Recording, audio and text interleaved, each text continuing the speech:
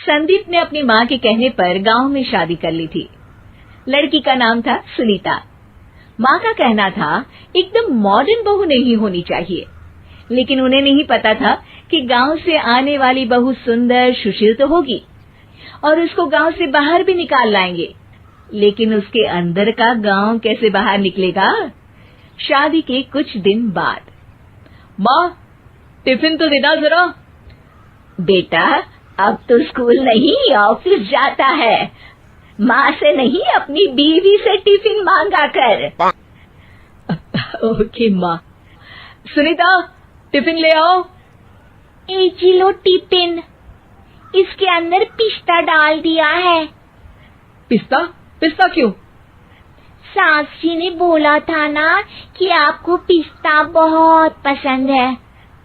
ओहो, मैंने पिस्ता नहीं पास्ता बोला था, पास्ता। पास्ता? कहीं होता है पास्ता? अरे बेटी तू रहने दे, मैं बना दूंगी। अच्छा किया कि पाव भाजी बनाने का नहीं बोला, वरना किसी के पाव बना देती है। सुनीता को बुरा लगता है, लेकिन उसकी नादान हरकतें कम नहीं होती। ऐसे ही एक दिन, अरे तुमने ये क्या लगाया है?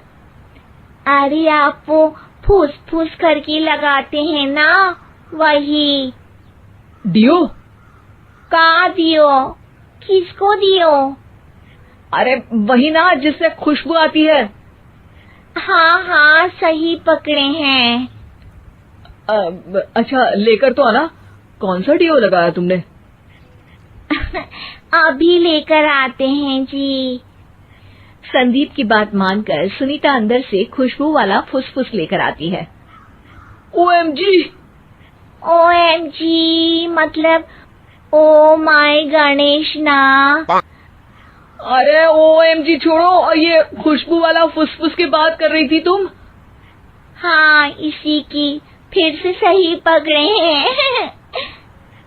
अरे देवी, लेकिन आप सही नहीं पकड़े हैं, ये डियो नहीं है। डियो नहीं है तो क्या लियो है? अरे ये रूम फ्रेशनर है, जिसको कमरे में छिड़कते हैं, खुद पर नहीं। कोई बात नहीं, माँ कहती थी आत्मा किराएदार है, शरीर एक किराए का कर्म। हम शरीर पे ये डाल लिए तो क्या फर्क पड़ जाएगा। अरे बहू, ओ बहू, मेरे लिए फल तो ले आ, फिर मैं बाजार जाऊंगी। सुनीता अपनी सास के लिए फल लेकर आती है। अरे बेटा, पपीता, तरबूज और सेब फल ऐसे कैसे खा लूं? काट कर तो ले आ। माँ जी, मेरे गांव में तो खेत से उठा के सीधा खा लेते हैं। अरे ये तेरा गांव नहीं है ना। अरे संदीप, तू ही कुछ समझा देना इसको बेटा। मैं कैसे समझाऊं माँ, ये तो माइक्रोवेव को भी भट्टी बोलती है। कल मैंने बोला हाय कैसी हो, तो बोलती है किसी को हाय नहीं लगानी चाहिए। अरे सुनीता, तेरा क्या होगा?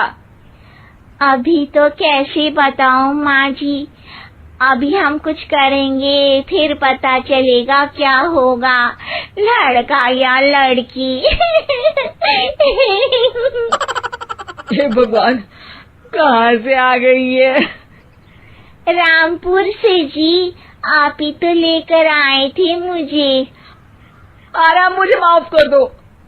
पहले कोई गलती तो करिए जी, आपकी तो सारी गलती माफ कर देंगे हम। हाँ अरे बहू, मेरी बात सुन।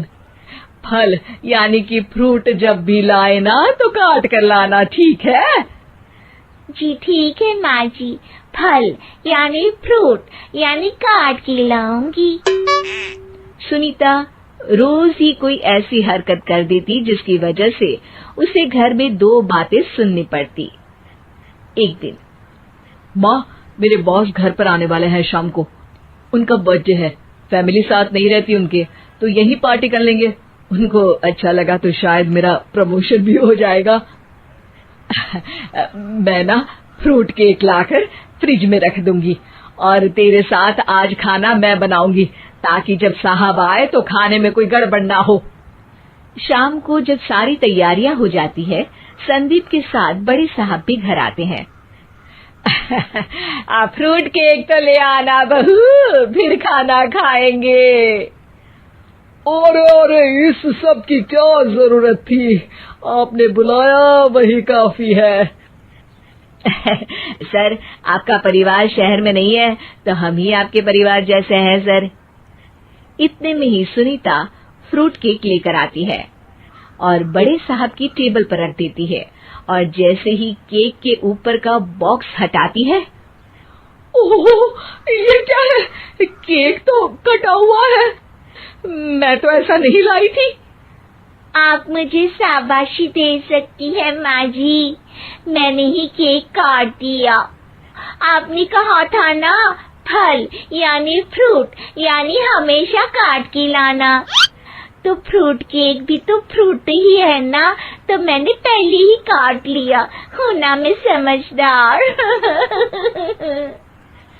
अरे बहू, ये क्या किया? केक हमेशा वही काटता है जिसका जन्मदिन होता है। तुझे एक बात भी समझ नहीं आती, एक नंबर की बेवकूफ है। पूरा माहौल बिगड़ चुका था।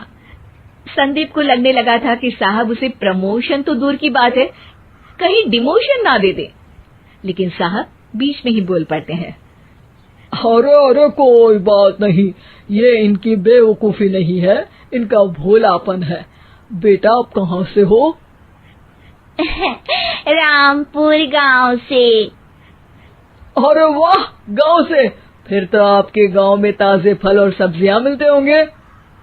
हाँ, सही पकड़े हैं। हम तो काटते भी नहीं, सीधा खा लेते हैं। मैं ना एक बार तुम्हारे गांव घूमने जरूर चलूंगा। क्यों संदीप, ले चलोगे ना? मुझे गांव घूमना बहुत पसंद है। बस फिर क्या था, संदीप और सास दोनों खुश हो गए, क्योंकि साहब को सुनीता ने गांव की बात करके खुश कर दिया था। अब संदीप का प्रमोशन पक्का था। शिक्षा, कभी भी किसी भी गलती पर घबराना नहीं चाहिए। हो सकता है कि उस गलती की वजह से आगे बड़ा फायदा हो जाए।